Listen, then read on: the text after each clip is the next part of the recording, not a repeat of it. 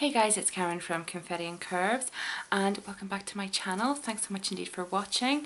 So today I am going to do a stash or trash video, which is basically just a conglomeration of all my empties that I've kind of gathered up. Well, not all my empties, but a few of them here that I've gathered up sort of over the month and remember to sort of keep to the side.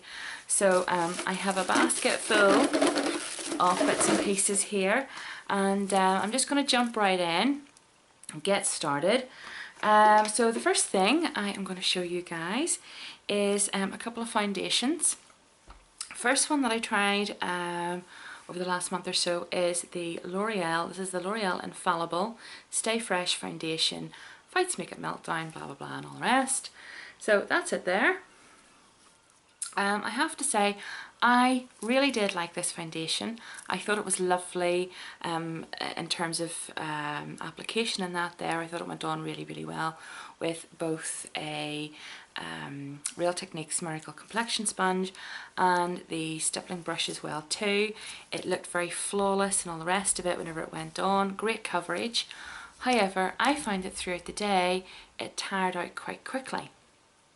And if I'd have maybe put this on at say 7, 8 in the morning type time, by about sort of 4 o'clock in the afternoon, 3, 4 even in the afternoon, it was starting to look a bit sort of tired and faded and all the rest of it. And that's not something that I would expect from a 24-hour foundation. So I'm a little bit disappointed with the length of time that it actually states, that it lasts.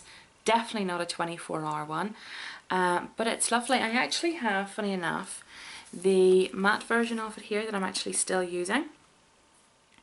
In terms of the two, I think I would prefer the finish of this one because it's slightly more dewier as opposed to sort of the matte. But yeah, it's a really nice foundation. I just wish L'Oreal would get it to sort of last a bit longer. It's definitely not 24 hours. But if you're looking at a good everyday foundation, just a nice one that just looks really nice and sort of, airbrushed and all the rest of it, this is definitely one to try out. Next then I have the Rimmel London. This is the lasting finish. This is 25-hour with comfort serum on it. Now I have used this here for years and years and well, a couple of years. And I've always loved this foundation. It's always been my go-to foundation, my everyday kind of foundation. And over the last couple of months, I don't know if it's my skin or whatever, but it just hasn't been the same. It just doesn't sit very well on my skin anymore. It looks kind of patchy, and so I don't quite know what has happened. I've heard from a few people that Rimmel have changed the formula of this, which is really disappointing because it was great before. Why change something if it's working? But anyway, they've changed the formula of this here apparently, and but it's just not working with my skin. So I'd have to say that this here is definitely a trash. I'll not be buying it again, and that breaks my heart because I love this foundation for so long. So yeah, I'm afraid that's a trash. Sorry Rimmel. I do love your other stuff though. Moving on then is the Olay Essentials. This is a complete care. This is the night cream, and it comes in a kind of nice little tub like that there. It's a tiny wee tub, this one. But it does actually last for quite a while. You only need to put a very small amount on. Completely finished this here. I love the smell of this. I thought it was lovely. This was one of the first night creams, actual dedicated night creams that I tried out, and I really did like this a lot. I thought it went on very well, and whenever I woke up in the morning, or whenever I would wake up in the mornings, my skin would always feel nice and just sort of dewy and refreshed and hydrated and that there. I think for the money it's a great little night cream. Especially too as well if whenever you go into like a Superdrug or Boots or anything like that there's so many creams and lotions and potions, it does get quite overwhelming. I think Olay is a very good place to start, so it's definitely something that I would recommend for beginners.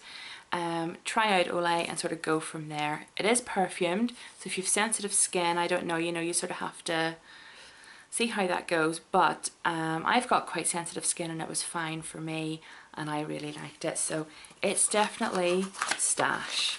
Love Olay. So there we go. Keeping on the skin here, I have the Rimmel Fix and Perfect. This is a primer. It smooths, resurfaces, brightens, mattifies, protects. It's 5-in-1. This was the first primer that I had tried, so I have nothing really else to sort of compare it to. It's okay. I haven't been blown away by it, and I genuinely don't know if it has made a huge difference.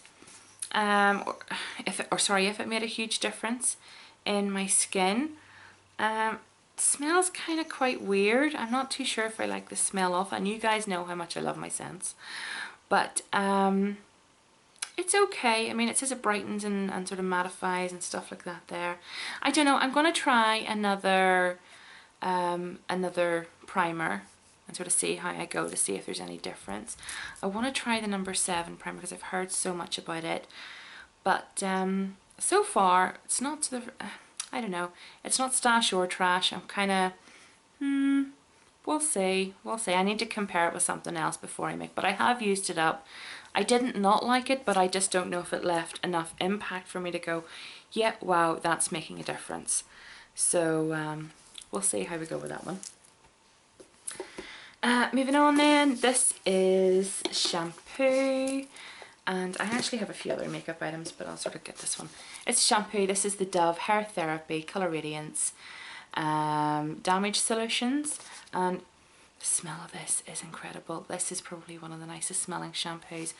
I have to say, every time I tried this or washed my hair in this here, you know, the next day people were going, what's that smell? What are you using on your hair? It has got such a lovely perfume.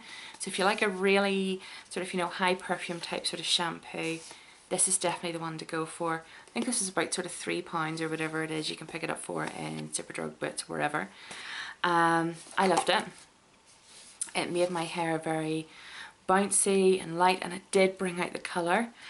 So I'm really, really, really impressed with this here. Smells beautiful, not a bad price at all, very affordable, and it does make a difference, it really does. So well done, Dove. I love Dove, I do, I have to say. I really like their products, so this is definitely stash, and I will be buying that again.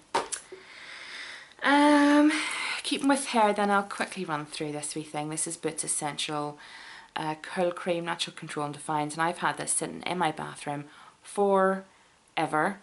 You know, I mean, for years, literally. So it's time for me to throw this here out. As you can see, I didn't really use that much of it. I didn't like it. It's very gloopy, very sticky, just sort of, you know, I don't know, it just left my hair looking greasy rather than sort of defined and nice sort of, you know, singular curls. It's for permed or naturally curled hair. It says it sort of, you know, takes away frizz and that. I really don't think it didn't take away frizz for me anyway. I just think it sort of just weighed down my hair with this sort of gloopy pink stuff. The smell wasn't that nice either. So I don't even know if Boots are still doing this, but for me, it's a trash, and I wouldn't repurchase anything like that there again. Moving on then, I have the Clinique Chubby Stick. This is in Voluptuous Violet. As you can see, I've pretty much used this down. Now this here is a stubby version. I know the bigger ones, you can obviously sort of get the bigger ones. They're a wee bit more expensive, but I was sent this here as a review. The thing with this one here is that I really did like, I thought it was very, very nourishing. I loved the colour of it. It had a really nice wee tone to it. But the only thing that I didn't like about this was the taste. I could taste like a kind of crayon-y, oily type of texture, and it just tasted oily. Like it just has a taste about it that I just don't like. And the more I used it, the more I could taste it, if that makes sense. You know, I was sort of getting really kind of quite heightened by it, and it sort of got to the point where I was almost like, it was kind of turning me a wee bit. Love the product. I really, really, really do. I love Clinique. I think Clinique's a fantastic brand. but I just wish that they would put like some sort of flavour in it, just to I don't know, just sort of cover over, sort of try and mask that awful oily crayony kind of taste, because that's what I was getting with this. But I would, do you know, the thing is, I would buy it again because it is lovely, it's really nice, and it just gives a nice wee tint. But that taste, it just holds me back. So I'm going to say stash because I know I would buy it again. But I just sort of have to, I don't know. I wish they would work on the flavour of that, you know. Anyway, moving on, and I have Maybelline Baby Lips here. I think this is my second little sort of one of these here. Now it does say 8 hour moisture. I would sort of, I don't think it's 8 hours.